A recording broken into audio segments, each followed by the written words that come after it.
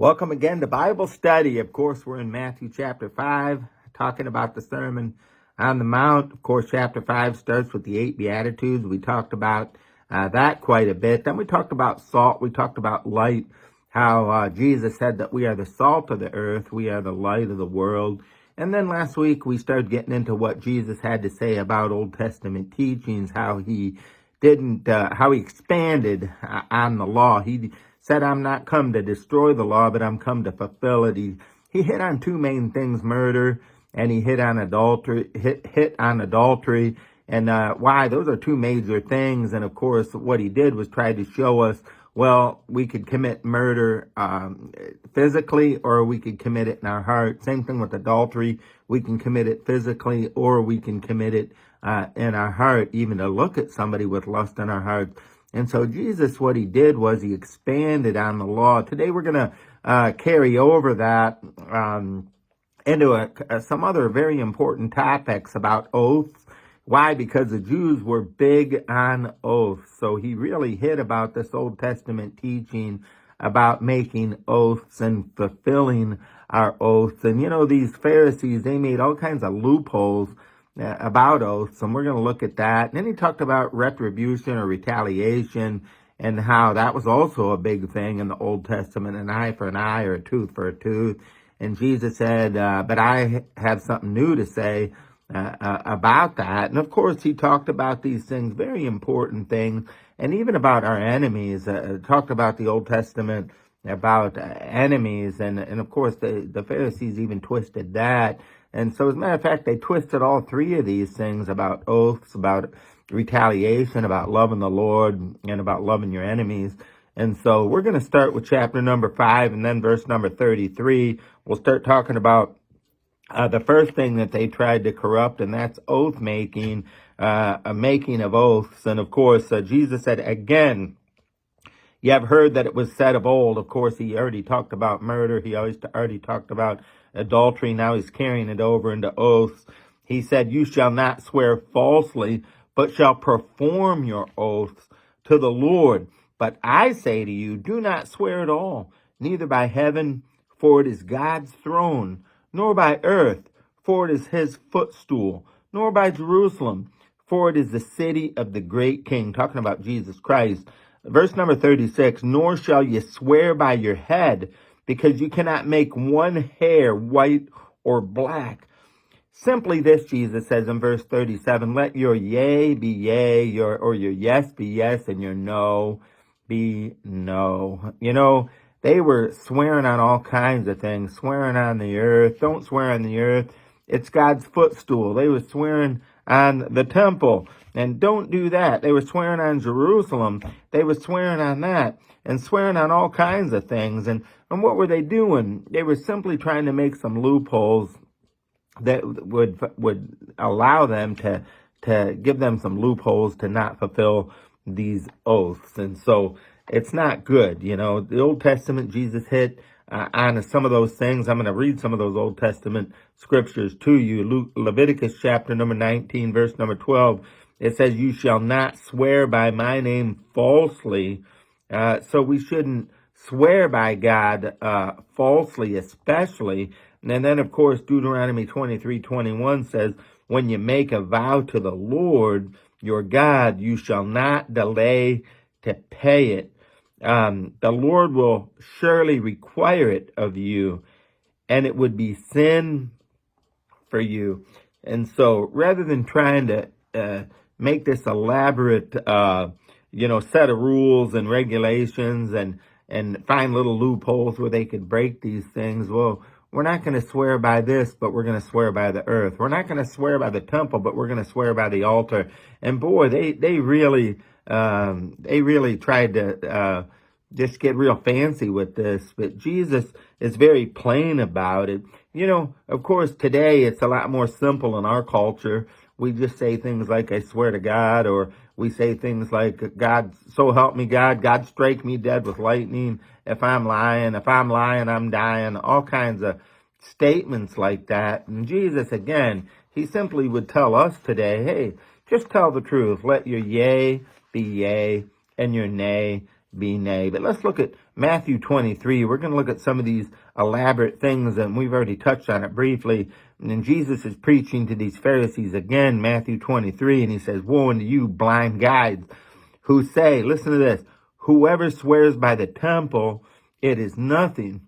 But whoever swears by the gold of the temple, he is obliged to perform it." Where did they get that from? The temple was a holy place. And boy, they did not want to swear by the temple. They might get nailed down on that. So how about the gold of the temple?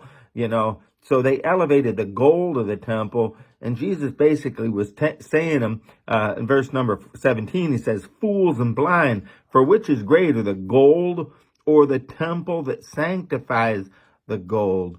And so, man, what are you trying to do here? Oh, I'm not going to swear by the temple. I'm going to swear by the gold in the temple, trying to make it sound like you're doing something even better. And Jesus says, no, it's all God. You're still vowing to God here, swearing to God. And then verse number 18, "And whosoever swears by the altar, it is nothing." That's what they were saying.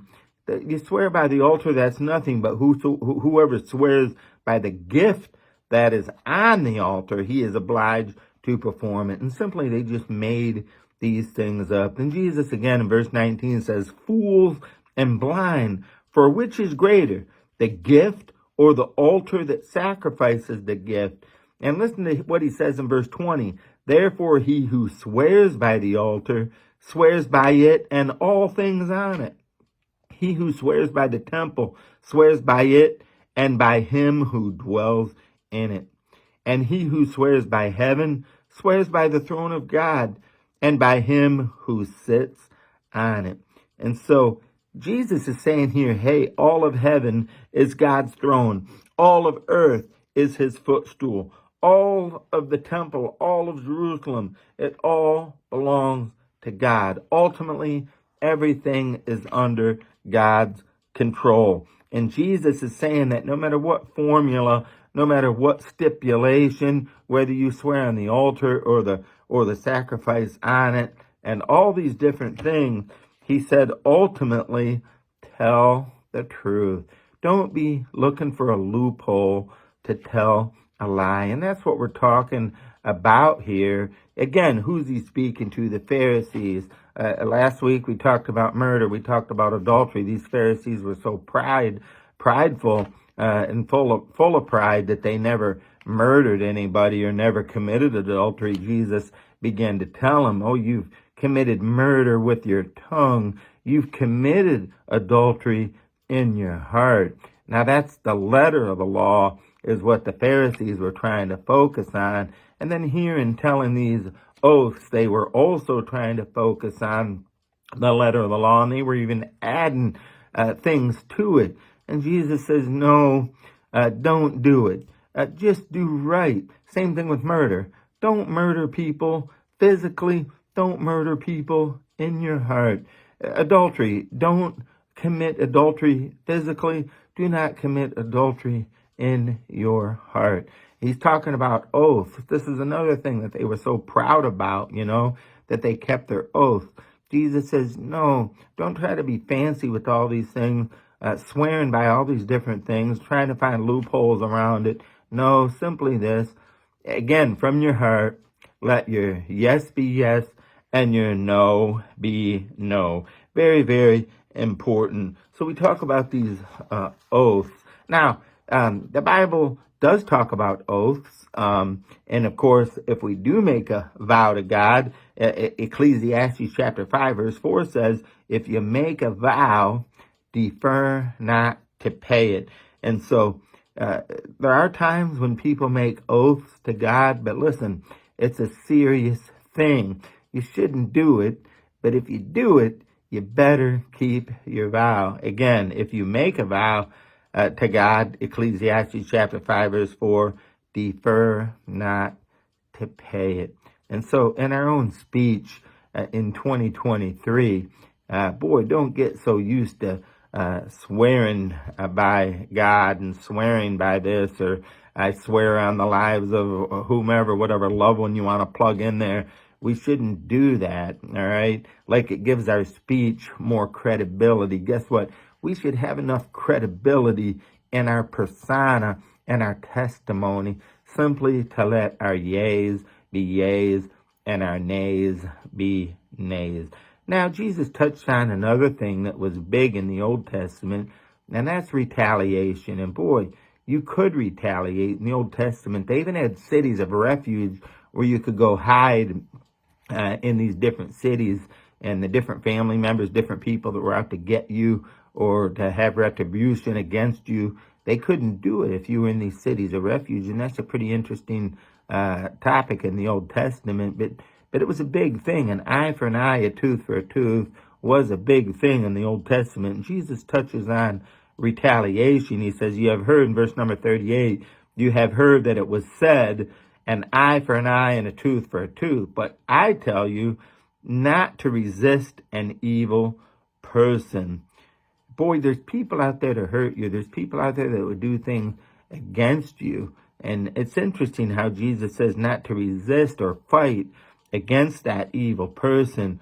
But whoever slaps you on your right cheek, right, you turn the other cheek. And you know what? Most people are right-handed, so you're going to slap people on the left cheek, which is interesting. This is talking about a backhanded slap, when you would backhand somebody and smack them right in the chops, and it's very humiliating.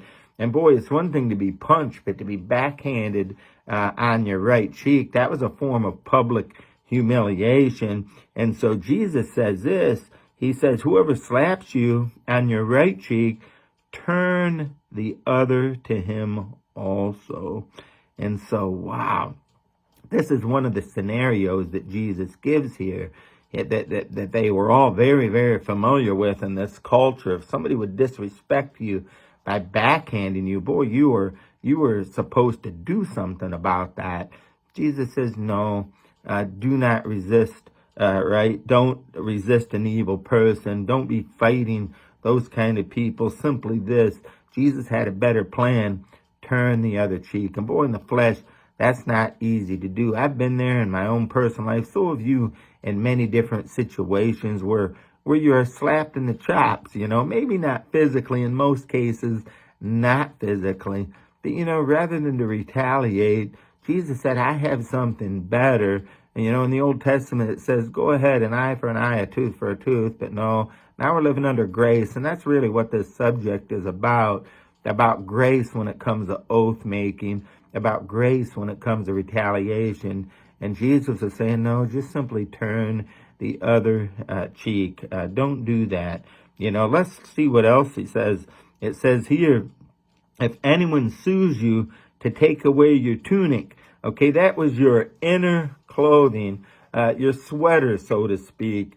If they sue you to take that, Jesus said, give them your cloak, which is your outer covering. Give them your cloak also. And you know what's so interesting about this teaching?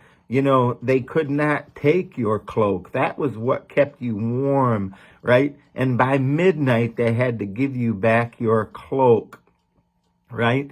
And so the cloak was something that was highly protected, but that tunic, that inner material, that inner sweater, if you will, they could take it legally.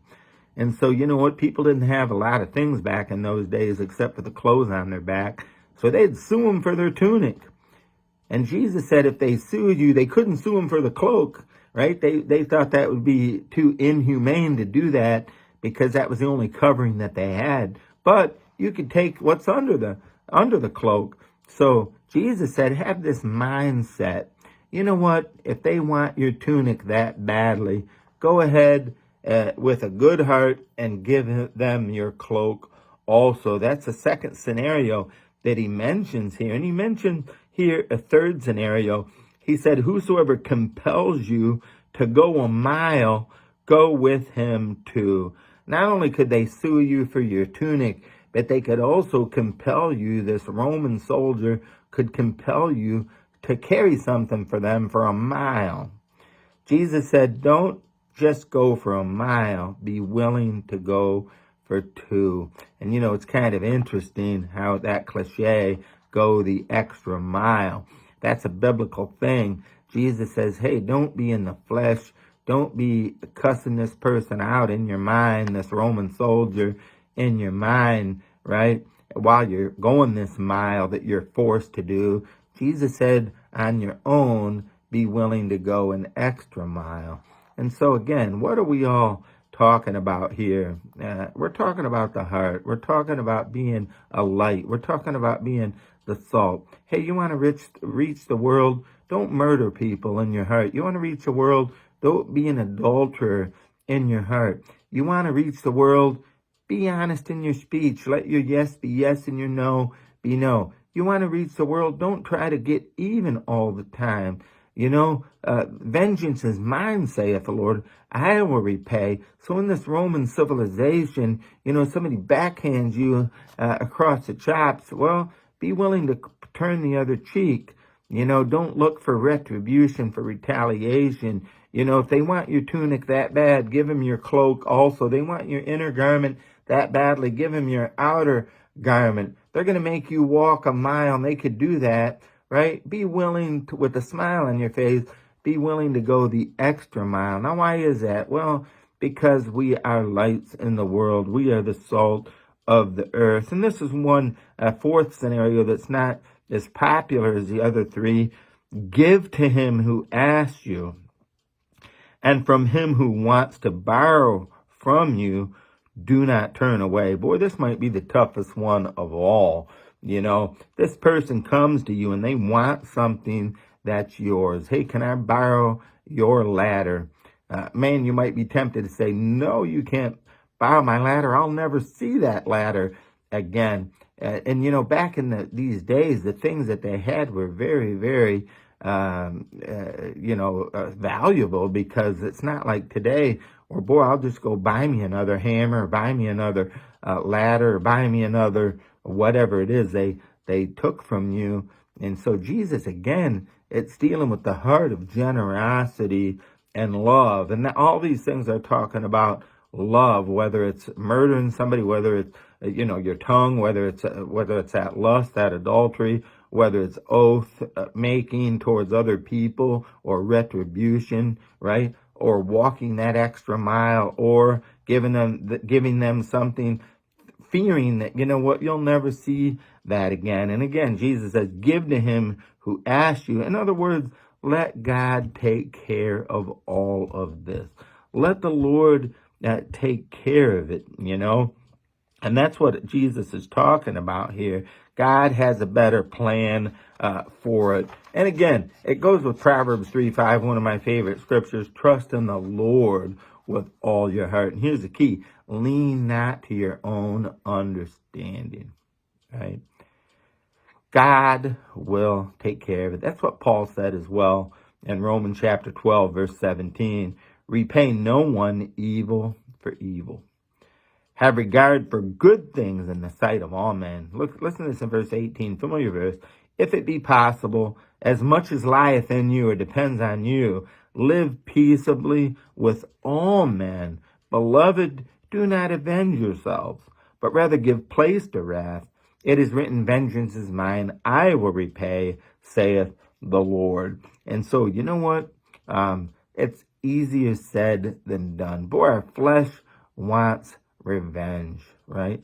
Our flesh wants to speak badly. Our flesh wants to commit murder, if you will, in our hearts when we use those vicious words. And I could go on and on about all the other things we talked about. The flesh struggles with all these things. But of course, the Holy Spirit, Galatians 5, walk in the Spirit, and you will not fulfill the lust of the flesh. Now, who's our example? Jesus. Of course, there's so many scriptures we could look at. When he was reviled, he reviled not again.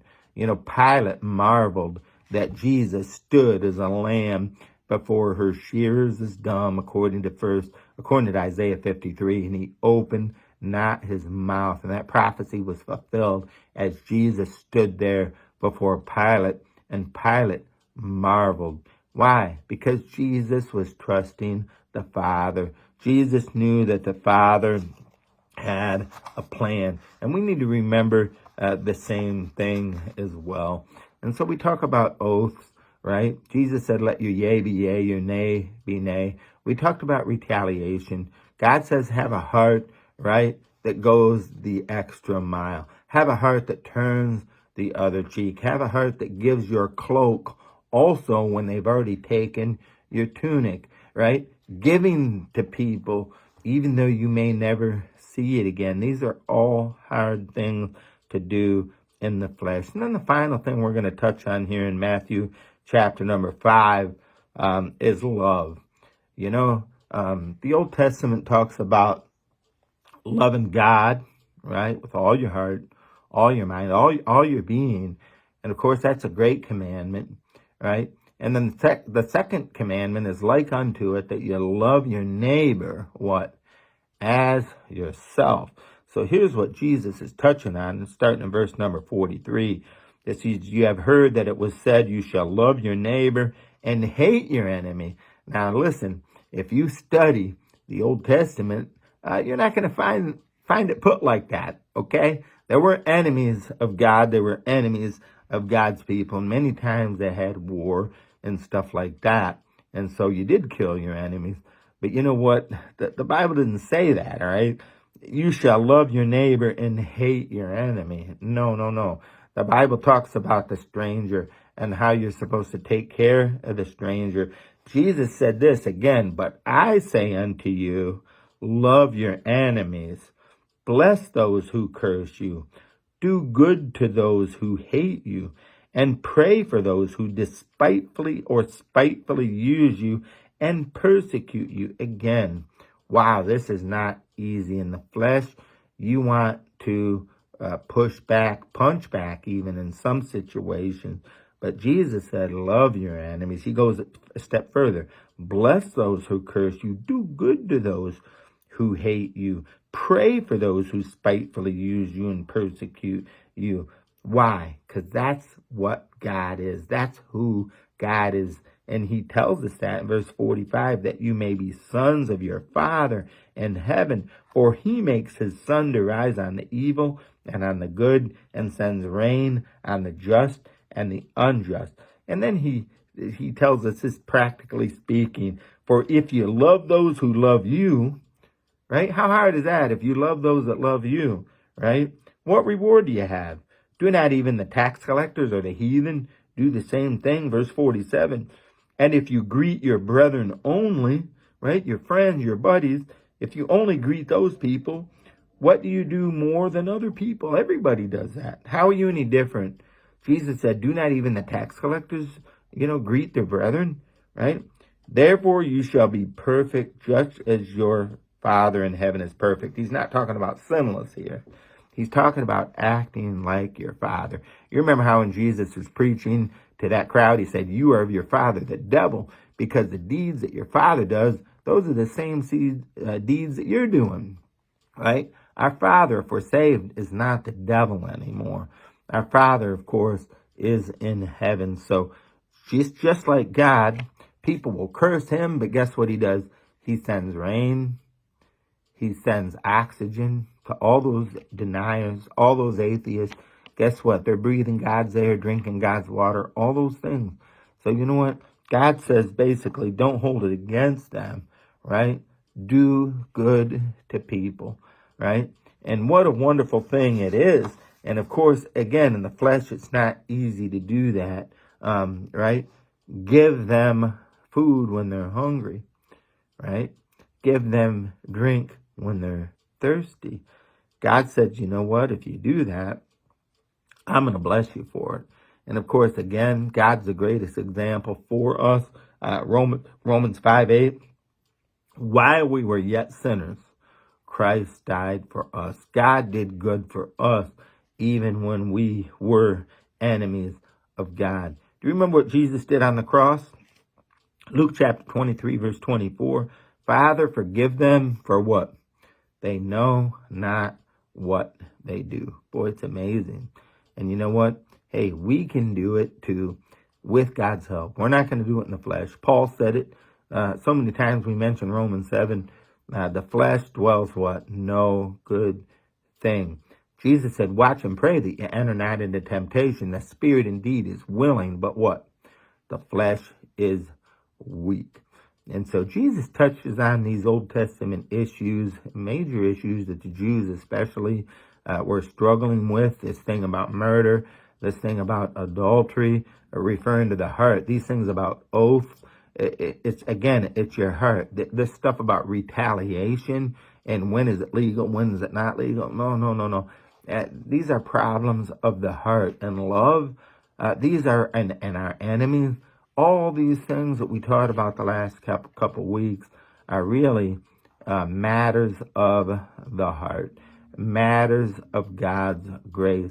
Hey, let me ask you, how are you doing with these things? And I know I've mentioned them several times. How are you doing with the tongue, with murder? How you doing with impure thoughts or bad thoughts, right? Lustful thoughts, adultery, things like that. How is your word? How is your testimony, right? You feel like you have to make all these oaths because nobody will believe you otherwise. How are you with retaliation, right? All these things we need grace. How are we about loving people? Oh, if we're going to love people like Christ, we cannot do it in the flesh. We need the grace of God. I hope all these have been a blessing to you. God willing, next week, we're going to get into Matthew chapter number 6, which is power-packed with all different kinds of things. Hope you have a wonderful evening, and I hope to see you tomorrow night on Zoom. God bless.